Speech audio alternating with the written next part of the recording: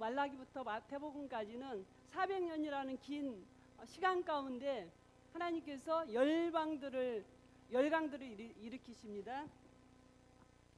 헬라를 통해서 언어를 통일시키시고 이스라엘을 통해서 메시아를 극도로 소망하게 합니다. 로마를 통해서 전 세계를 길을 닦아놓죠.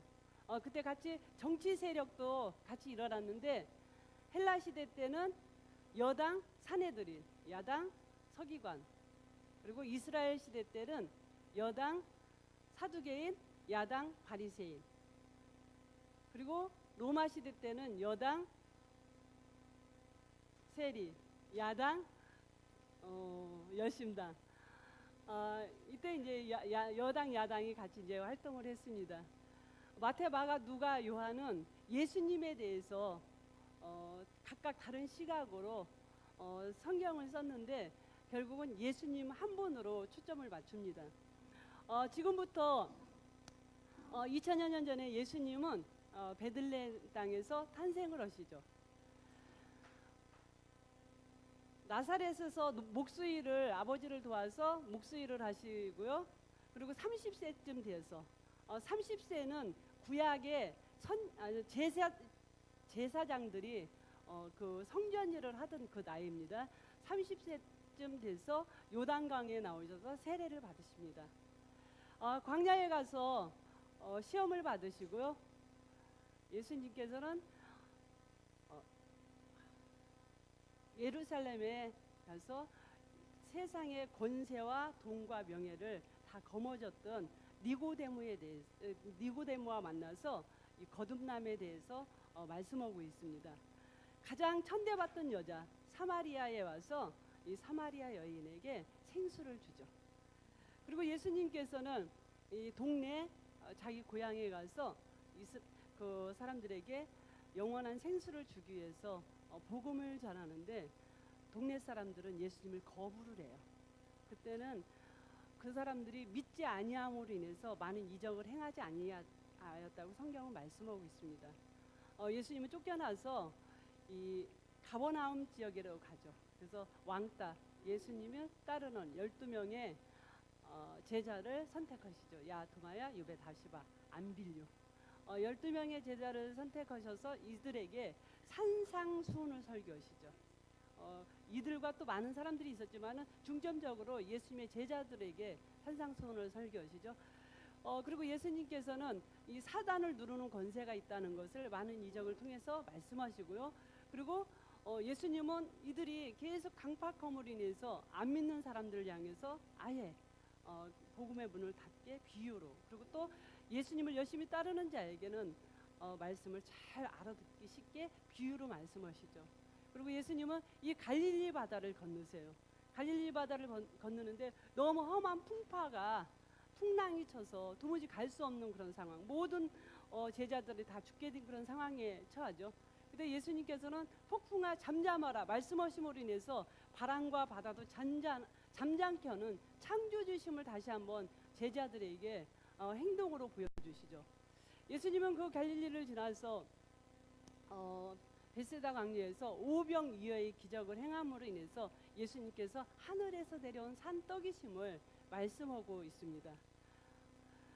그리고 예수님은 가이사랴 빌립보 지방에서 예수님의 수제자 베드로에게 주는 그리스도시요 살아계신 하나님의 아들이십니다라는 신앙 고백을 받으시죠.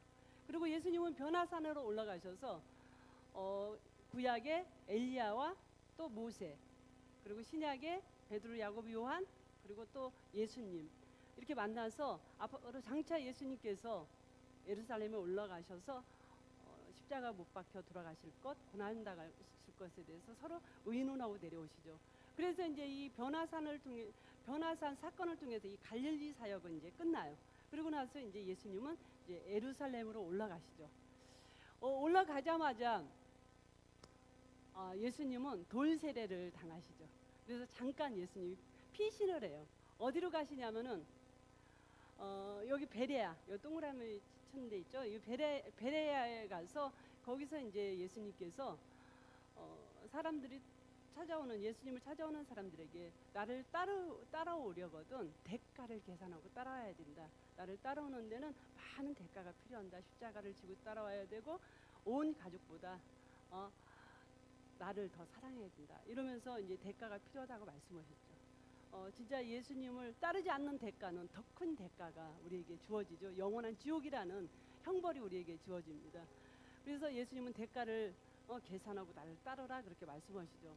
그리고 100마리의 양, 그리고 은전 10개, 그리고 또 두 아들 중에서 한 아들, 이렇게 세 가지 비유를 말씀하시면서 예수님은 내가 이 땅에 온 것은 잃어버린 자를 구원하러 왔다, 찾으러 왔다, 이렇게 말씀하시죠.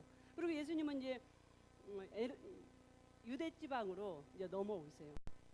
유대 지방으로 예수님이 넘어오시는데, 유대 지방으로 넘어오셔서 예수님이 그 썩어 냄새 나는 나사로를 살리시죠. 그리고 돌감나무에 올라갔던 삭개오를, 돈이 이 세상에서 최고로 알고 있는 삭개오를 내리셔서 삭개오에게 구원을 베푸시죠. 그리고 예수님은 이제 모든 그 이스라엘 사람들 다 예루살렘으로 이제 유월절을 지키러 올라가는 그런 행렬 가운데 예수님도 같이 이제 올라가세요. 예수님 입성하시는데 종려나무를 가지로 흔들면서 호산나 다윗의 자손이여 찬송하리로다 하며 대대적으로 환영을 받죠. 이분이 이제 예수님께서 예루살렘에 올라가시면은 로마 총독부를 무너뜨리고 이제 이스라엘이 진짜 그렇게 고대했던 메시아가 와서 온 세계 안에서 진짜 평화로운 나라를 만들 거라는 것을 이스라엘 백성들은 고대를 해서 예수님을 그렇게 대대적으로 환영을 했죠. 그런데 예수님께서는 웬걸요, 성전에 가서 성전 정화 작업을 하십니다. 이럴 때 그 사두개인이라든가 이 제사장들이 극도의 이 반감을 사죠. 반감을 사서 결국은 예수님을 십자가에 못 박힐 그런 계략을 세우기 시작하죠. 예수님께서는 이제 제자들을 모아서 치유의 만찬을 베푸시고 겟세마네 동산에서 땀방울이 핏방울이 되도록 기도를 하십니다. 그때 제자인 유다를 통해서 팔리죠. 배신을 당하죠. 그리고 예수님은 6번의 재판을 받으시고요. 결국은 십자가의 처형을 선고를 받죠. 예수님 십자가 처형을 선고를 받는 그 시간에 가장 사랑하는 베드로를 통해서 나도 저 사람 누군지 모른다고 작은 여종 앞에서 부인을 당해요. 예수님은 철저히 제자들에게, 모든 사람들에게 이제 부인을 당하시고 결국은 십자가에 못 박혀 돌아가시죠. 십자가 못 박혀 돌아가시고 예수님은 3일 만에 부활하심으로 인해서 죽음의 권세를 깨치시죠. 이것이 이제 우리들이 지금까지 했던 신약 파노라마입니다. 오늘은 이제 사도행전 가는데, 사도행전 가기 전에 한번 32쪽 한번 펴보세요. 32쪽에 보면은 마태복음 개관이라는 제목이 있어요. 그래서 이 마태복음은 유대인들을 향해서, 이스라엘 사람들을 향해서 마태가 성경을 썼다고 그랬죠. 그래서 1장부터 4장까지는 왕의 준비, 그리고 5장부터 15장까지는 왕의 사역, 그리고 16장에서 25장까지는 왕의 설교, 26장에서 28장까지는 왕의 고난. 그래서 핵심 단어는 왕입니다. 왕. 그래서 마태복음은 왕복음이에요. 그래서 마태복음 1장에 왕의 족보가 기록되어 있는 것을 우리가 볼 수 있죠. 쓰시고요. 그 다음에 마가복음입니다. 마가복음은 1장부터 7장까지는 무리의 종, 8장에서 10장까지는 제자들의 종, 그리고 11장에서 16장까지는 세상의 종. 그래서 핵심 단어는 종입니다.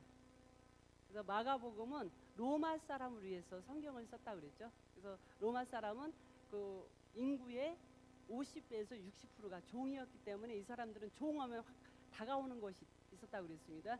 누가복음의 개관 보겠습니다. 누가복음은 잃은 자를 찾으심 1장부터 19장 27절까지, 그리고 잃은 자를 구하심 19장 28절에서 24장까지, 그리고 핵심 단어는 완전한 인간입니다. 누가복음은 헬라인들을 위해서 성경을 썼다고 그랬습니다.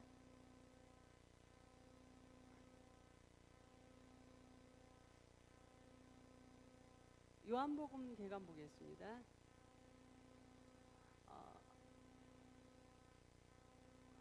요한복음은 1장부터 12장까지는 7가지 표적이 나와요. 그래서 첫 번째 표적은 가나 혼인잔치에서 포도주 만드는 그 사건부터 시작해서 11장 12장에 보면은 나사로를 살린 그런 표적, 그리고 다락방 강론 최고의 기적. 최고의 기적은 하나님이신 예수님이 죽으셨다는 거죠. 그리고 핵심 단어는 하나님의 아들.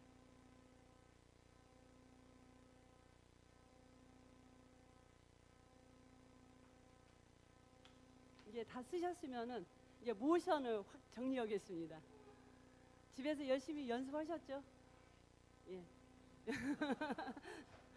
집사님 나오셔야 될 것 같아요.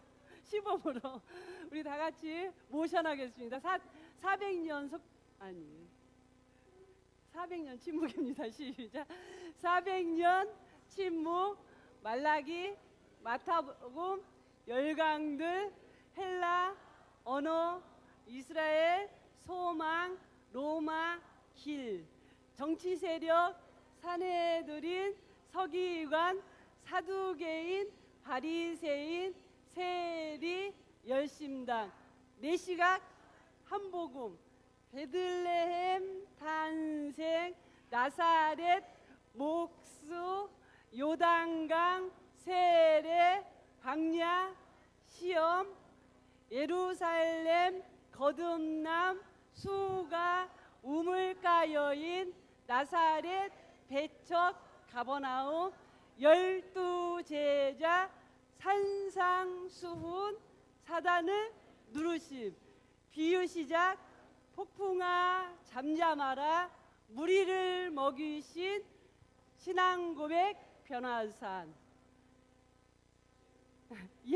예루살렘, 돌집, 물러나심, 베레아, 대가계산, 잃은 것을 찾으심, 유대, 나사로야 일어나라, 삭개오야 내려오라, 예루살렘, 승리 입성, 성전 청결, 최후의 만찬, 기도, 배신, 재판, 부인, 십자가, 부활. 너무 잘하셨어요. 집사님 나오셔도 될 뻔했어요. 오늘은 사도행전 중반까지 가겠습니다.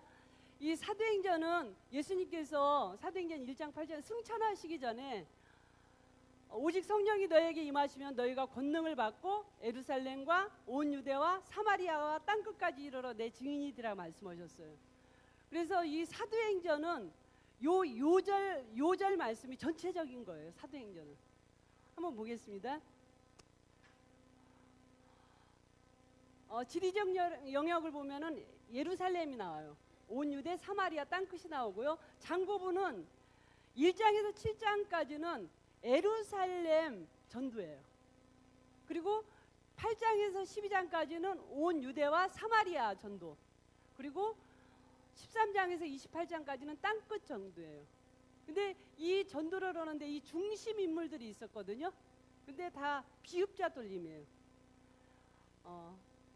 중심 인물은 예루살렘 중심 인물은 베드로, 사마리아 빌립, 땅끝 바울. 대상은 예루살렘 전도에는 유대인이 대상이고요. 온 유대 사마리아는 사마리아인이 대상이었어요. 그리고 땅끝은 이방인. 교회 발전 보겠습니다. 교회 발전은 1장부터 7장까지는 교회가 확립되는 시기예요. 교회가 세워지는 시기. 그 다음 8장에서 12장까지는 확산, 교회가 흩어지는 시기예요. 그리고 13장에서 28장까지는 확장, 상당히 넓어지는 거죠. 핵심 단어는 교회예요.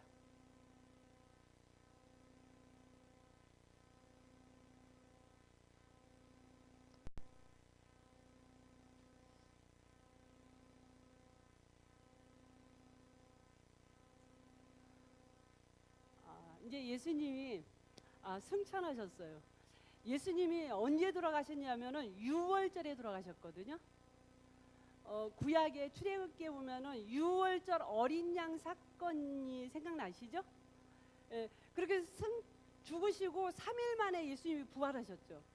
그리고 한 40일을 이 땅에 이제 부활하시고 나서 이제 이 땅에서 40일을 계셨어요. 그리고 예수님이 올라가셨어요. 그러면 6월절에서 계산하면은 한 약 43일 정도? 그 정도 됐어요. 근데 예수님께서 뭐라고 말씀하시냐면은 승천하기 전에 너희가 내가 약속하신 그 성령을 줄 건데 그 성령 받기 전에는 예루살렘을 떠나지 말라고 그렇게 말씀하셨어요. 그리고 예수님께서는 하늘로 오르셨어요. 그러니까 이 사람들이 한 약 7일 후면은 어떤 절기가 있어요. 그 절기는 뭐냐면은 6월절에서 50일을 계산하면은 무슨 절기냐면은 오순절, 칠칠절이라고도 말하죠. 그래서 6월절에서 50일 후가 오순절이거든요. 근데 남자들은 1년에 3차례씩 예루살렘 성전에 와야 돼요. 6월절, 오순절, 장막절 이 세 절기를 와야 되는데 이 사람들이 한 7일에서 한 열흘 정도는 열심히 기도했던 것 같아요. 그런데 이 1장에 보면은 이 마띠아라는 사람이 다시 11제자에서 마띠아를 뽑음으로 인해서 12제자 수에 가입해요. 유다는 이미 이제 자살해서 죽어버리고요. 마띠아가 성경에서 한 일이 뭔가를 이렇게 보면요, 아무리 봐도 사도행전에서 마띠아가 한 일은 없어요. 그러니까 12제자 속에 들어간 거죠. 그거는 뭘 상징하냐면은 그 예수님께서 그 십자가 못 박힐 때요, 유다는 팔았고 베드로는 부인을 했죠. 그러면 뭐냐면 예수님의 제자들의 대표들이에요. 이 사람들은 모든 예수님의 제자들이, 모든 너희들이 나를 죽였다, 예수를 죽인 거예요. 그리고 마띠아를 통해서 다시 새로운 제자들이 다시 일어나서 교회를 열어갈 것이다라는 암시적인 그 이야기죠. 마띠아를 뽑고 이제 이들이 간절히 마가다락방에서 기도를 했어요. 근데 2장에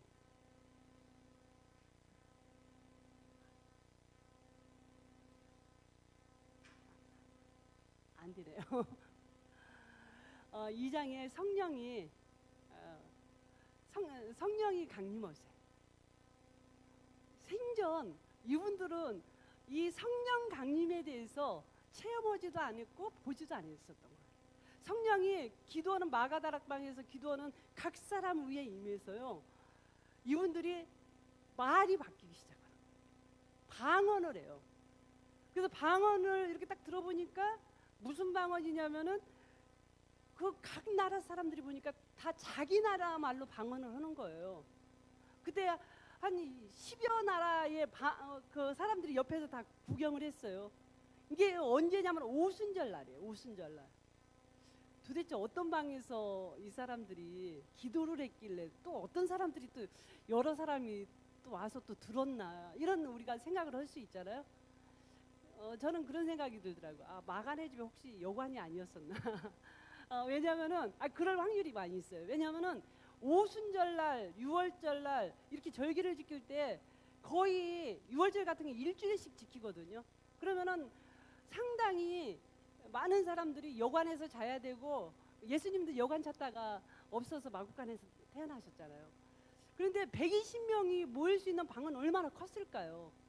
근데 왜 그 사람들이 막 방언을 하고 그러는데 그 주위에 삽시간은 어떤 사람들이 모여들었을까요? 아마 여관방에서 이 사람 저 사람들이 다 모여서 이게 도대체 무슨 소린가 하고 쳐다보면서 이게 저 사람들이 우리 이상한 말을 하는데 이게 다 우리나라 말로 하는구나, 이렇게 이 사람들이 그렇게 알아듣지 않았을까, 그냥 추측을 해봐요. 제가 성경이 그렇다는 건 아니고요. 왜냐하면 하도 이상한 사건이니까. 그 창세기 11장에 죄로 인해서 언어가 흩어졌어요. 그저 바벨탑으로 인해서 성령이 임함으로 인해서 언어가 하나로 모아지는 사건이에요. 이 방언을 하고 나서 이 갑자기 베드로가 일어나요. 베드로가 일어나서 요엘 선지자의 그 예언을 인용해서 설교를 하기 시작해요. 그러니까 설교를 하기 시작하니까 3천 명의 사람들이 그 순식간에 3천 명의 사람들이 샥 예수님을 영접을 해요. 엄청난 사건 아니에요? 구약에 오순절이 있었어요. 처음 오순절이 언제가 오순절이냐면은 애굽에서 6월절 날 나와서요. 이들이 홍해를 건너서 시내산에 올랐어요. 시내산에 갔어요. 시내산에서 모세가 그 하나님 앞에서 그 율법을 받아가지고 온 날이 오순절이에요. 그 하나님께서 딱 율법을 줘서요. 십계명, 대표적으로 이제 십계명을 가지고 왔죠. 613가지 율법을 받아왔는데 이 사람들이, 이 밑에 있던 사람들이 무슨 일을 하냐면은 금송아지를 만들고요. 우상을 섬기고 있는 것을 봤어요. 그때 모세가 이 돌판을 깨쳐버려요. 그리고 그때 이제 그 우상을 만들었던 주도적인 사람을 죽여요. 근데 몇 명을 죽이냐? 출애굽기 32장에 보니까 몇 명을 죽이냐면은 약 3천 명을 죽여요. 3천 명. 그런데 오순절날, 동일하게 오순절, 절기는 똑같대요. 오순절날 3천 명이 살아나요. 무슨 말씀이냐면은 하나님 앞에 그 죄인이 가면요 죽을 수밖에 없어요. 하나님 말씀과 만나면 죽을 수밖에 없는 거예요. 근데 예수님이 중간에서 중보자로 죽으니까 죽었던 3천 명이 살아난다는 그런 암시적인 것을 말씀하시는 거예요. 그리고 성령이 딱 임하니까 베드로가 설교를 하죠. 그러니까 이 사람들이 회개를 하는 거예요. 성령님은 어떤 역할을 하시냐면은 우리의 인생을 해석해줘요.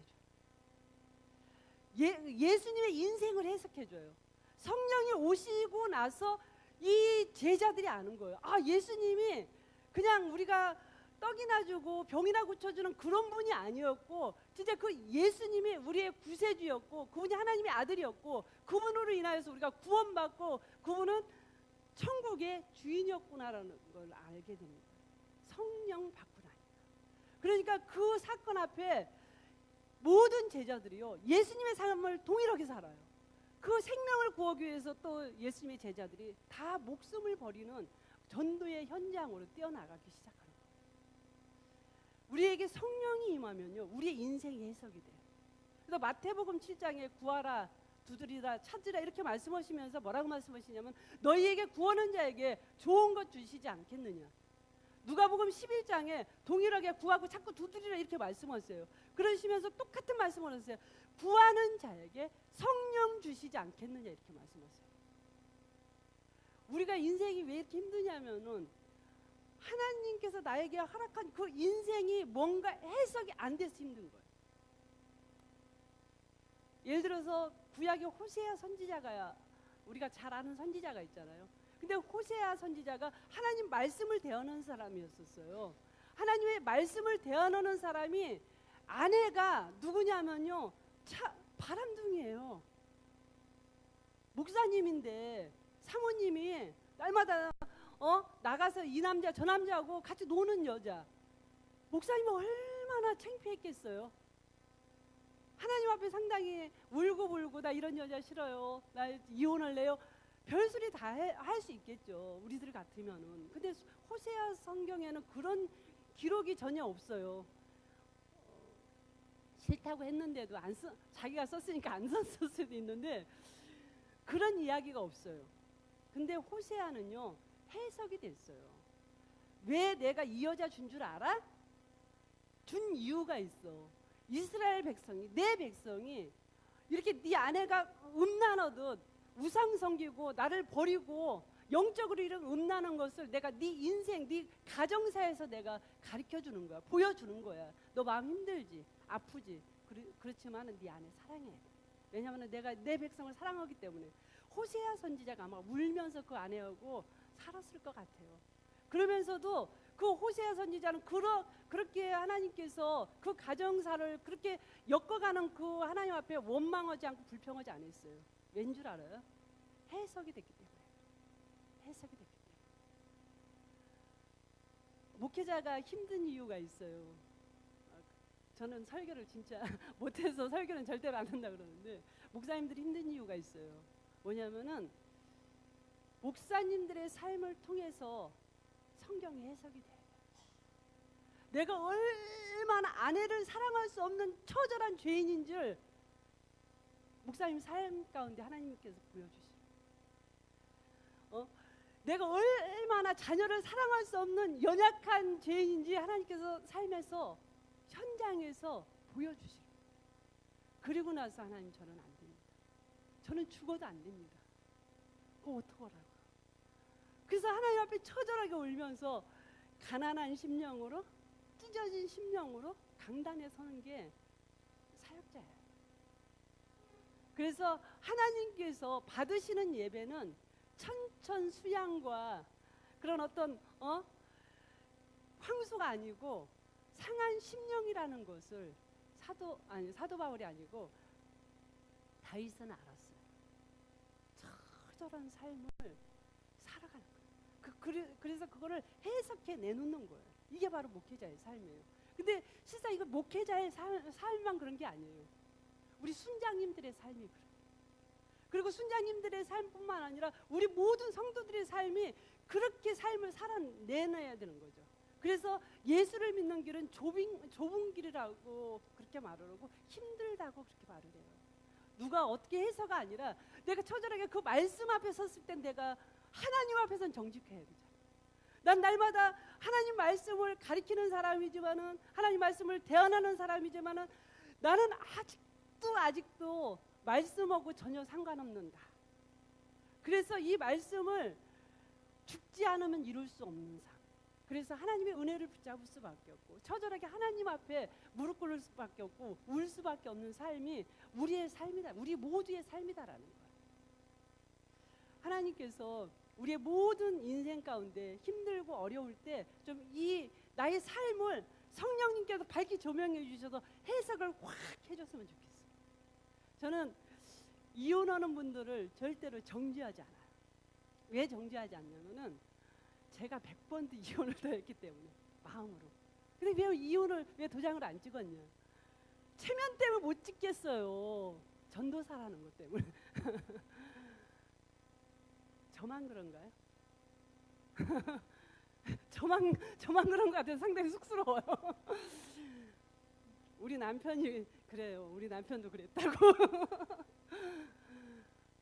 우리 애들을 키워가면서요, 많이 갖다 버리고 싶은 마음도 있었어요. 못 갖다 버렸어요. 왜냐하면은 자식이기 때문에요. 이게 바로 우리 이 땅의 삶이에요. 하나님께서 이런 삶을 우리에게 허락하셨어요. 그리고 이런 삶을 우리에게 허락하시면서 네가 죽지 않으면은 내가 원하는 천국을 누릴 수 없다고 하나님께서 그렇게 말씀하세요. 그래서 사도 바울이 하는 말씀이 나는 날마다 죽는다. 죽지 않으면은 하나 될 수가 없는 거예요. 천국의 삶은 어떤 삶이에요? 아내는 남편에게 100% 순종하고 복종하고, 남편은 아내를 내 몸처럼 사랑하고, 자녀는 부모님께 죽도록 순종하고, 부모는 자녀를 한 번도 노엽게 하면 안 되고, 이게 하나님께서 우리에게 의도하는 삶이잖아요. 근데 그게 안 되잖아요. 왜냐하면 나 때문에 안 되는 거예요. 내가 죄인이기 때문에 안 되는 거예요. 그거를 안 되는 거를 알 때 낙심되잖아요. 그래서 우리가 울잖아요. 심령이 가난한 자는 복이 있나니 천국이 저희 것이. 그래서 우리가 심령이 안 된다고 우는 거예요. 그래서 우는 거예요. 애통하는 자는 복이 있나니 저희가 위로를 받을 것이며. 하나님 위로해 주세요. 온유한 자는 복이 있나니 저희가 하나님의 아들이라 일컬음을 받을. 많이 울으면요 온유한 사람. 그래서 우리는 많이 하나님께서 그거를 발견케 해주시는 것이요 은혜고 복이에요. 은혜고 복이. 그래서 교회는 죄인이 많은 교회는요 행복해요. 근데 의인이 많은 교회는요 불안해. 왜냐하면 나만 죄인이에요. 나만 죄인. 근데 죄인이 많은 교회 가면요 나도 죄인이에요. 집사님만 죄인 아니야. 나도 죄인이에요. 우리 자매님만 죄인 아니에요. 나도 죄인이에요. 서로 죄인끼리 위로하고 힘을 얻고, 그래서 우리가 예수님의 십자가가 필요해요. 만약에 우리가 진짜 그렇게 모든 것을 내 맘대로 되는 사람이라면 예수님이 죽으실 필요가 없어요. 예수님이 죽으신 그 이유가 있다면 우리가 안 되기 때문에 예수님이 죽으셨어요. 나 같은 죄인도 예수님께서 죽으셔서 나를 구원해 주시고 나에게 천국을 선물로 허락하셨다는 그 사실 앞에 우리는 날마다 감사할 수밖에 없고 찬양할 수밖에 없고 울을 수밖에 없는 거예요. 그 하나님 앞에 우리가 날마다 갈 수 있는 방법, 날마다 우리 하나님 앞에 그 가난한 심령으로 갈 수 있는 그 방법은 뭐냐면은 성령님께서 나에게 임함으로요. 아무리 성령이 임해도 내가 해석이 안 되니까 하나님께서 고난이라는 몽둥이를 통해서 해석할 수 있도록 고난을 허락하시는 거예요. 그래서 하나님 앞에 우리가 이 성령이 임하심으로 인해서 우리 인생을 확실하게 해석해 주심으로 인해서 내가 초막에 있어도 궁궐에 있어도 천국 같은 삶을 살았으면 좋겠어요. 성령이 임하시고요. 이제 그 3장에 가면은 베드로가 성전 미문에 올라가요. 그때 안진뱅이가 한 푼 달라고 손을 내밀죠. 그때 베드로가 갔을 때 그 사람에게 거지에게 줄 수 있는 돈은 한 푼도 없었죠. 이렇게 말하죠. 은과 금은 내게 없지만은 내게 있는 것 너에게 준다. 나사렛 예수 이름으로 일어나 걸으라 하니까 그 안진뱅이가 일어나서 뛰기도 하고 걷기도 하면서 하나님을 찬양을 하고, 예수님이 하셨던 그 일이 동일하게 사도들을 통해서 일어나고 있어요. 그 사두개인들, 그 제사장들이 예수님을 십자가 못 박혀 죽였고, 그리고 그 예수님이 부활하신 그 사실에 대해서 감췄는데, 제자들이 시체를 훔쳐갔다 그러고 감췄는데 엄청난 일들이 일어나는 거예요. 그래서 사도들을 갖다 가두기 시작해요. 사도들을 갖다 가두니까 밤에 천사들이요, 철크덕 문을 다 열어주는 거예요. 그 차코를 다 풀어주는 거예요. 그러면 가서 가두면은 또 나가서 전도하고, 가두면 전도하고, 엄청난 그런 일이 생겨요. 그러니까 이 많은 교회가 은혜가 되면요, 교회를 떠나고 싶지 않아요. 그 오순절날 많은 그 사람들이 왔었잖아요. 이 많은 사람들이, 이 사람들이 50일 전에 6월절에 올라왔던 사람들이에요. 이 6월절에 올라왔던 사람들이 어떤 생각을 했었냐면은 6월절에 딱 절기를 마치고 딱 자기네 나라에 자기네 고향으로 돌아가면서 어떤 생각을 했었냐면은 예수라는 사람이 분명히 우리가 죽이라고 해서 십자가에 못 박아 죽었는데 이상한 소문이 떠들어. 예수가 살았다고도 하는데 진짜 살았나? 이상하네. 그러면서 다 이제 고향으로 갔었을 거 아니에요? 그리고 50일 후에 또 이 사람들이 또 예루살렘 성전에 모인 거예요. 근데 그 성전에 모였는데 예수가 살았다고 이 베드로를 통해서 이제 설교하기 시작하는 거예요. 그러니까 예수가 살았다고, 그러니까 이 사람들이 거기서 예수님을 영접하고 그 예루살렘 성전을 떠나지 않는 거예요. 교회가 은혜가 되는 교회는 교회를 떠나지 않아요. 집에 가야 되는데 이 사람들이 머물러 있는 거예요. 근데 이 사람들 최소한도 딴 거는 못해도 먹여줘야 되잖아요. 그러니까 먹여는 줘야 되고 돈은 없고, 그랬을 때 이 바나바 같은 사람이 땅을 팔아서 그 사도들 앞에 갖다 놓는 거예요. 그러니까 이 사도들이 이제 그 돈을 가지고 이 사람들을 먹이고 부흥하고, 그리고 가난한 사람은 또 이제 나눠줘요. 이 소문을 듣고 그 바나바가 상당히 이제, 이 바나바는 원래 이제 요셉인데 바나바는 이름이 아니에요. 권위자의 아들, 뭐 이런 별명이에요. 그 소문을 듣고 아나니아 삽비라가 상당히 부러웠던 것 같아요. 그래서 우리도 땅을 팔아서 사도들의 발에 갖다 놓자, 이렇게 결의를 하고 땅을 팔고 나니까 아까운 거예요. 그래서 일부를 감추고 일부를 사도들 앞에 갖다 놨어요. 결국은 그날 그 불같이 일어나는 그 부흥의 역사 가운데요, 싸늘한 찬물이 쫙 껴져요. 아나니아 삽비라가 죽어요. 아니, 하나님께서 그 땅을 팔아서 다 안 갖다 바친 것도 아니고 좀 남겼기로선 그렇게 하셔도 돼요, 하나님이? 좀 의문스럽지 않으셨어요? 이 시기는 어떤 시기냐면 교회가 세워지는 시기예요. 예를 들어서 구약에 아간이라는 사람이 그 여리고성을 딱 정복하고 나서 이 아간이 그 은과 금과 외투 뭐 별것도 아니에요. 그거 감춰가지고 그 아간네 모든 가족이 몰살당하고 짐승까지 아골골짜기에서 돌로 쳐 죽임을 받은 엄청난 그런 사건이 있었어요. 왜 하나님은 이렇게 혹독하게 다루시죠? 하나님은 이거예요. 내 인생은, 너의 인생은 내가 책임진다. 여리고성에 망치 하나도 들지 않고 말씀이 시키는 대로 해서 그 여리고성이 무너졌는데, 거기에서 아간은 아무리 하나님이 그렇게 하지만 내 것도 필요해. 자기 것 챙긴 거예요. 그러니까 하나님께서 그 아간을 완전히 그 온 가족을 짐승까지 다 죽여버린 거예요. 이 신약 교회도 마찬가지예요. 하나님이 하시는 거예요. 하나님이 하시는 일인데 이 아나니아 삽비라가 자기 그 또 뭔가를 위해서 또 감추는 그런 사건을 볼 수가 있어요. 하나님이 하시는 일. 그래서 우리는 하나님 앞에 헌금하려고 돈 이렇게 100만 원 뽑았다고 90만 원 갖다 내면 큰일 나요. 그건 아니고요. 이것을 하나님께서 우리 인생 가운데 역사하고 계세요. 아나니아 삽비라가 대표적으로 죽은 거예요. 내 목 챙기려고다가 하나님 거도 주고 내 목 챙기려다. 근데 우리는 내 목이 있는 게 아니고 하나님이 내 목이고 내가 하나님 몫이고, 우리는 하나님께서 모든 인생을 다 책임져요. 그런데 우리는 하나님이 다 책임지겠어요, 솔직히. 그러면서 늘 내 몫을 챙겨요, 계속. 그죠? 아닌가요? 계속 내 몫을 챙기는데 하나님이 놔라 평생 나를 쫓아다니면서 다 하나님이 뺏어가요. 뭘 뺏어가냐면은 네 마음과 모든 것을 내 거다. 그래서 하나님이 참 은혜롭게 우리를 천국으로 이렇게 데려가는데 중간에도 많이 데려가지만은 되게 이제 연세 많이 들어서 하나님께서 모셔가요.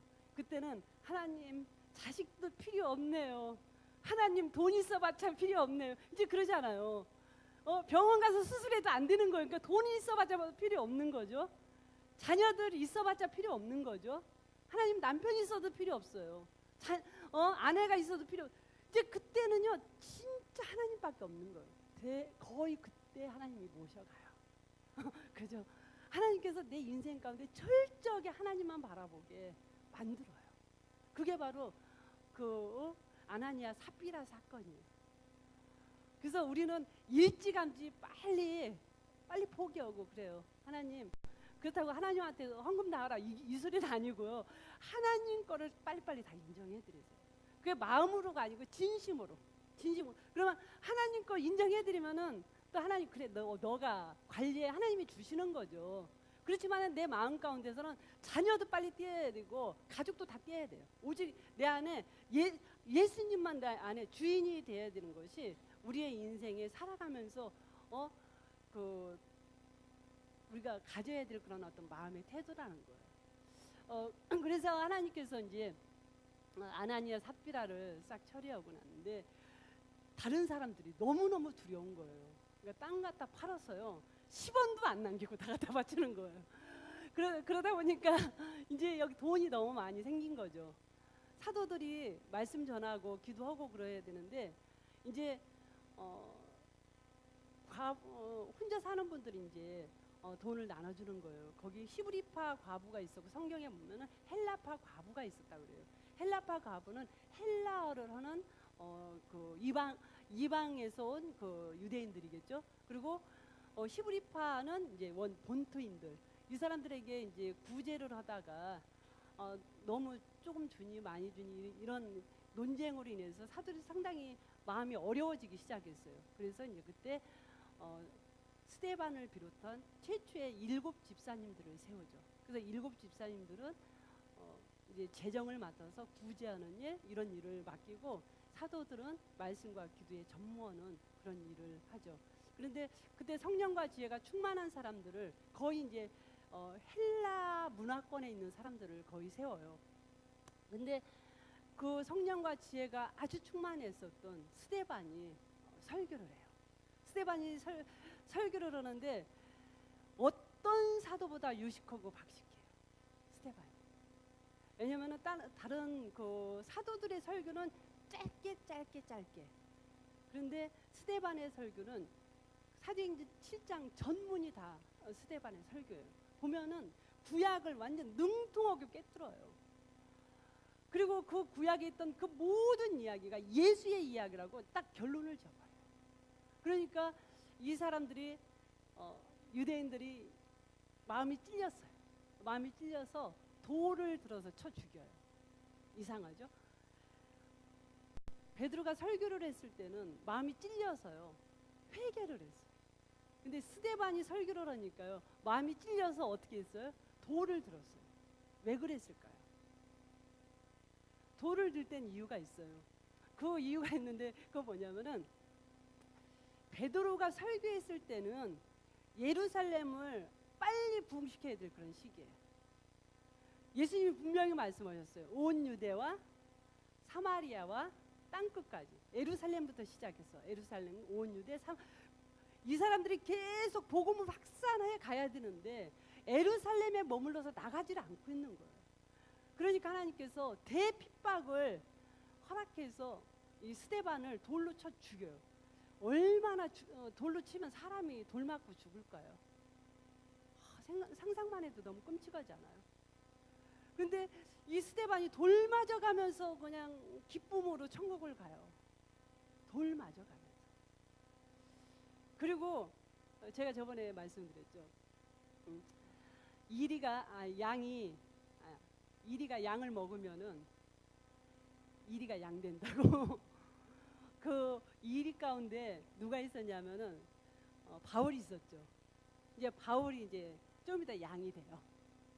스데반을 죽이고. 하나님께서는 성령과 지혜가 충만한 스데반을 죽여요. 그리고 성령과 지혜도 전혀 않은 이리 같은 바울을 통해서 세계 선교의 기초를 놓기 시작해요. 우리 같으면은 성령과 지혜가 충만한 스데반을 써야죠. 죄인 중에 괴수를 써요. 구약에 그 아주 굵직한 사람이 있어요. 모세가 굵직한 사람이고요, 다윗이 굵직한 사람이에요. 신약의 굵직한 사람은 바울이 굵직한 사람이에요. 세 사람의 공통점이 있어요. 이 세 사람의 공통점은 뭐냐면 살인자라는 거예요. 너무 끔찍하지 않아요? 하나님께서 모세도 살인자고요, 다윗도 살인자고요, 바울도 살인자예요. 살인자를 들어서 하나님은 놀라운 일을 행하세요. 왜 그러시죠? 하나님은 하나님의 일은 하나님이 하신다는 걸 보여주시는 거예요. 똑똑한 사람, 잘난 사람을 들어서 쓰시는 하나님이 아니고 가장 연약한 사람, 가장 죄인을 들어서 씀으로 인해서 진짜 저 일은 하나님이 하시는구나, 이거를 만방에 드러내는 거예요. 나는 죄인 중에 괴수예요, 이렇게 생각하시는 분들은 하나님 날 크게 쓰실라나 보다 기대하셔요. 하나님께서 가장 연약한 사람, 가장 죄인 중에 괴수들을 들어서 쓰시는 거예요. 괴수 중에서 저도 괴수예요. 저는 하나님께서 크게 쓰시진 않았는데 의양 우리 교회에 이 자리에 왔다는 자체만도 제가 너무 떨리고 두렵고 떨려요. 저는요, 많은 죄인이에요. 큰 죄인이에요. 내가 너무 죄가 많아서요, 혼자 많이 울어요. 내가 하나님 앞에 무릎 꿇을 때마다 내 자신 때문에, 내 자신이 너무너무 비참하고, 내 자신이 너무너무 하나님 앞에 죄송하고 황송하고, 또 성도님들 봤을 때 성도님들 앞에서 내가 너무 황송하고, 파노라마를 한다고 이 자리를 목사님이 밀어서 왔는데 너무 피하고 싶은 자리, 첫날부터 제가 떨은 거 못 보셨어요? 지금도 떨리고 있어요. 왜 이렇게 떨겠어요? 잘났으면 떨겠어요. 제가 옛날에요, 실어증 그런 거 있었어요. 제가 말더듬이 이런 거 있었어요. 제가 좀 약간 자폐증 이런 거 있었어요. 사람들 눈을 쳐다볼 수 없는 그런 사람이에요. 제가 안 살고 싶어서요, 자살도 많이 시도하려고 했었어요. 근데 어느 날 갑자기 사도 바울에게 예수님이 찾아온 것처럼 저에게 찾아오셔가지고 제가 다시 새 생명을 얻고 제가 하나님 앞에 이렇게 끌려오다시피 여기까지 끌려왔습니다. 그래서 제가 여러분들 보면은 늘 죄송하고 황송하고 저런 분이 올라가셔야 되는데 그런 생각을 하면서 제가 떨리는 이유는 부족해서 떨리는 거고 여러분들 봤을 때 황송해서 떨리니까 이해해 주세요. 여러분들이 만족하세요. 저를 보면서 저런 여자도 저기 올라갔는데 나는 저 위에 올라가겠다 그러고 여러분들이 힘을 얻으시면 좋을 것 같아요. 스데반이 죽어요. 그러니까 빌립이 이제 이 사람들은 전도하고 싶은 어쩔 수가 없는 거예요. 막 여기서 불이 타는 거예요. 그러니까 예루살렘에서 전도하면은 잡혀 죽고 돌 맞아 죽고 그러니까 사마리아로 가요. 빌립이 사마리아에 가서 전도를 하기 시작해요. 그리고 이제 빌립이 전도를 하고 그리고 구장에 가서 그 죄인 중에 괴수인 바울이 회심을 해요. 왜냐면 하나님께서 예수님께서 피할 수 없는 상황 가운데 다메섹 도상에서 예수님이 나타나셔서 그 사도 바울을 만나주셔요. 그리고 10장에 가니까 베드로가 환상을 봐요. 어떤 환상을 보냐면은 이 베드로는 아주 유대주의, 철저한 유대주의자예요. 그래서 이방인들에게 복음을 전한다는 걸 꿈에도 생각지도 못해요. 그가 기도하러 이 옥상에 올라가는데 그때 배가 고팠어요. 그런데 갑자기 하늘에서 큰 뭐 보자기가 내려오는 거예요. 그 보자기에 보니까 진짜 유대인들이 안 먹는 거 돼지, 뭐 낙지 이런 것들이 막 그득하게 내려오는 거예요. 너무 끔찍하죠. 그랬을 때 하늘에서 소리가 들리죠. 이거 먹어라, 잡아 먹어라. 나는 저런 거는 절대로 먹을 수가 없습니다. 먹어. 내가 깨끗하게 했는데 네가 왜 못 먹는 거야? 그러면서 계속 세 번이나 그 환상을 보죠. 그러니까 이 베드로가 이게 도대체 무슨 뜻인가? 그리고 정신을 딱 차리고 있는데 밖에서 문 두드리는 소리가 나요. 보니까 고넬료네 집에서 사람이 왔어요.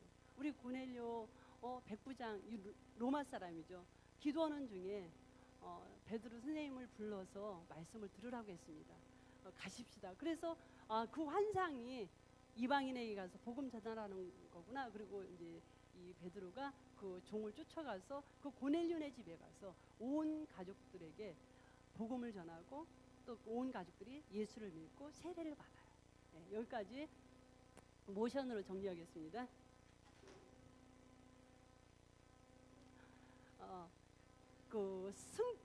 부활까지 했죠.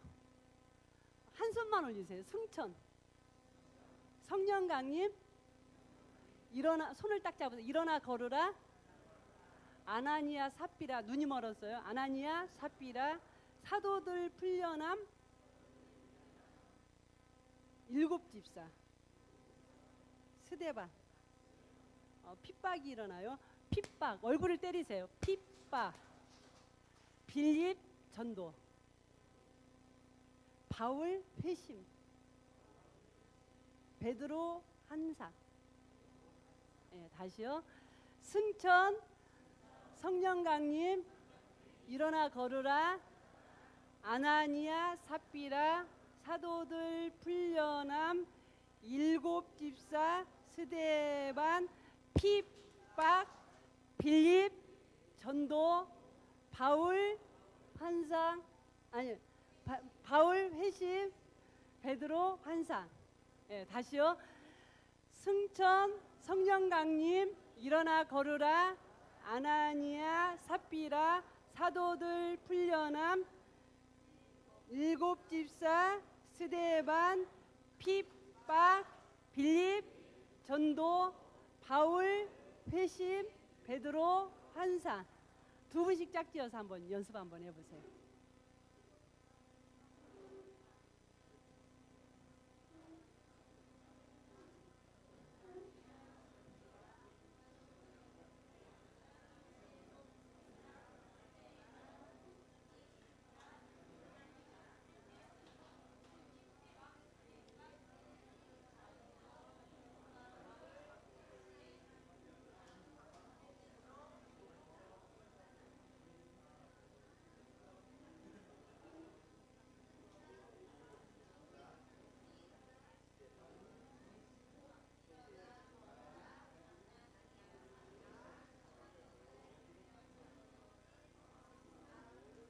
그리고 쓰세요.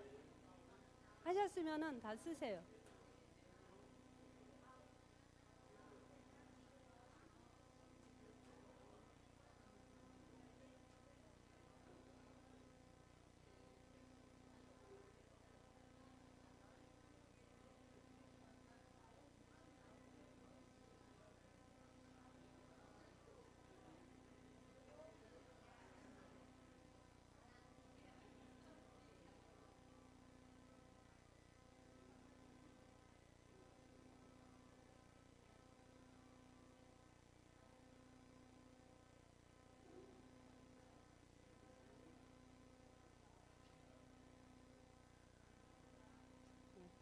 다 쓰셨죠? 다시 한번 해보겠습니다. 승천부터 하겠습니다.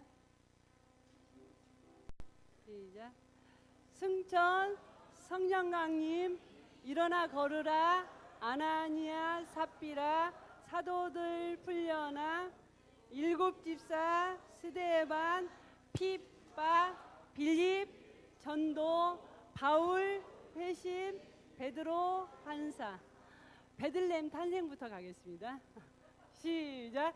베들레헴 탄생, 나사렛, 목수, 요단강, 세례, 광야, 시험, 예루살렘, 거듭남, 수가, 우물가 여인, 나사렛, 배처, 가버나움, 12 제자, 산상수훈, 사단을 누르심, 비유시작, 폭풍아, 잠잠하라, 무리를 먹이심, 신앙고백, 변화산, 예루살렘, 돌질, 물러나심, 베레아, 대가 계산, 잃은 것을 찾으심, 유대, 나사로야 일어나라, 삭개오야 내려오라, 예루살렘, 승리 입성, 성전 정결, 최후의 만찬, 기도, 배신, 재판, 부인, 십자가, 부활, 승천, 성령강림, 일어나 걸으라, 아나니아, 삽비라, 사도들 풀려남, 일곱 집사, 스데반, 핍박, 빌립, 전도, 바울, 회심, 베드로, 환사. 아, 너무 잘하셨어요. 이제 400년 침묵부터 가겠습니다. 아, 근데 이 동네 참 잘해요. 집에서 열심히 연습하셨나 봐요. 400년 침묵 시작.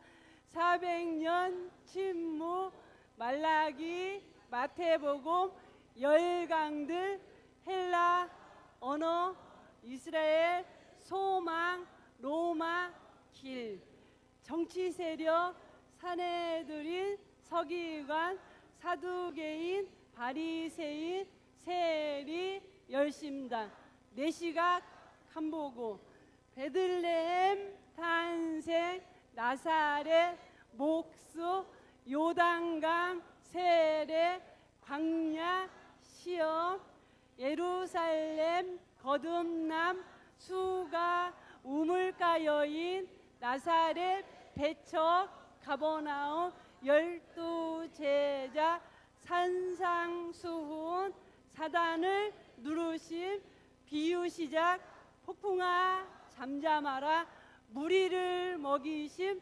신앙고백, 변화산, 예루살렘, 돌질, 물러나심, 베레아, 대가 계산 잃은 것을 찾으실 유대 나사로야 일어나라 삭개오야 내려오라 예루살렘 승리 입성 성전 청결 최후의 만찬 기도 배신 재판 부인 십자가 부활 승천 성령 강림 일어나 걸으라 아나니아 삽비라 사도들 풀려남 일곱 집사 스데반 핍박 빌립 전도 바울 회시 베드로 환상 너무 잘하셨어요. 이 시간 우리 같이 기도했으면 좋겠습니다. 내 인생이 너무너무 힘들어서 지칠 때가 너무 많이 있었습니다. 해석이 안 돼서 홀로 우는 날도 많이 있었는데 하나님 이 시간 성령이 저에게 임하여 주시고 내 안에 계신 성령님께서 깨닫게 해주시고 가르쳐 주세요. 내 모든 인생이 하나님 앞에서 정확하게 밝히 해석되게 해주세요. 성령님께서는 예수님을 우리에게 완전히 해석시켜 주셨습니다. 이제는 성령님께서 내 인생을 밝히 해석해 주심으로 인해서 우리가 이 땅을 살지만은 하나님 아버지를 모신 하나님의 자녀로서 기쁨으로 하나님 앞에 나갔으면 좋겠습니다. 이 시간 우리 함께 주여 은혜를 주시옵소서 한번 부르짖고 성령님 저에게 내 인생을 정확하게 해석하게 해주세요. 그래서 이제 원망 아니고 이제 하나님 앞에 감사로 나갈 수 있게 해주세요. 이것이 내 인생 가운데 간증이 되어서 나의 연약함을 통해서 다른